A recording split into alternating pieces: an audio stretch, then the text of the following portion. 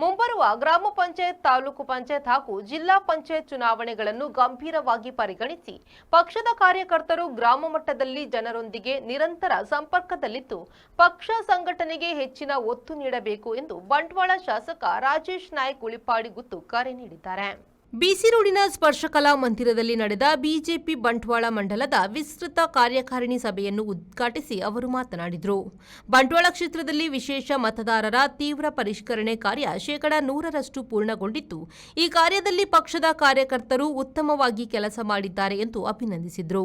ಪ್ರತಿಯೊಬ್ಬ ಅರ್ಹ ಮತದಾರನಿಗೂ ಮತದಾನದ ಹಕ್ಕು ದೊರೆಯಬೇಕು ಎಂಬ ಉದ್ದೇಶದಿಂದ ಈ ಪ್ರಕ್ರಿಯೆ ನಡೆಯುತ್ತಿದೆ. ಆಗಸ್ಟ್ 17ರಂದು ಕರಡು ಮತದಾರರ ಪಟ್ಟಿ ಪ್ರಕಟವಾದ ಬಳಿಕವೂ ಪ್ರತಿಯೊಬ್ಬ ಅರ್ಹ ಮತದಾರರ ಹೆಸರು ಪಟ್ಟಿಯಲ್ಲಿ ಇರುವುದನ್ನು ಖಚಿತಪಡಿಸಿಕೊಳ್ಳಬೇಕು.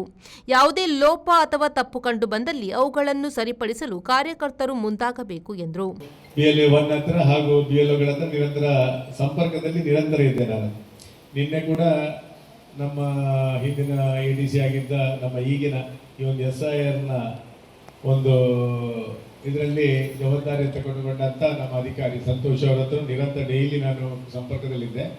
ಈಗ ಸುಮಾರು 45,000ದಿಂದ 38,000ಕ್ಕೆ ಬಂತು ಅಲ್ಲ ಸುದರ್ಶನ್?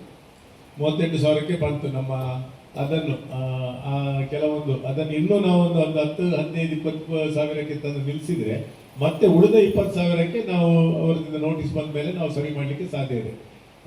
ಆದರೂ ನಮ್ಮ ಬಂಟ್ವಾಳ ಕ್ಷೇತ್ರದಲ್ಲಿ ಬಹಳಷ್ಟು ಉತ್ತಮ ಕೆಲಸ ಆಗಲಿಕ್ಕೆ ಅದಕ್ಕೆಲ್ಲ ಕಾರಣಕರ್ತರು ನೀವು ಅಂತ ಹೇಳಲಿಕ್ಕೆ ನಾನು ಇಚ್ಛೆ ಪಡ್ತೀನಿ. ಪ್ರತಿಯೊಬ್ಬರು ಕೆಲಸ ಮಾಡಿದ್ದಾರೆ, ಪ್ರತಿಯೊಬ್ಬರು. ಬಿಜೆಪಿ ಬಂಟ್ವಾಳ ಮಂಡಲ ಅಧ್ಯಕ್ಷ ಆರ್ ಚೆನ್ನಪ್ಪ ಕೋಟ್ಯಾನ್ ಮಾತನಾಡಿದರು.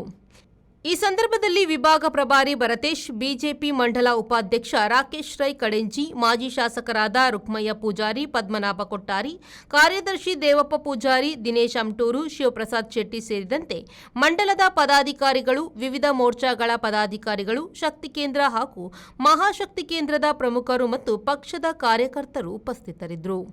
ಪ್ರಧಾನ ಕಾರ್ಯದರ್ಶಿ ಸುದರ್ಶನ್ ಬಚಾ ಸ್ವಾಗತಿಸಿ, ಹರೀಶ್ ಶೆಟ್ಟಿ ಪಡು ಕಾರ್ಯಕ್ರಮ ನಿರೂಪಿಸಿದರು. ಜಯಶ್ರೀ ಗೋಳ್ತ ಮಚಲು ಪ್ರಾರ್ಥಿಸಿದರು. Sandeep Salian, V4 news, Bantwal.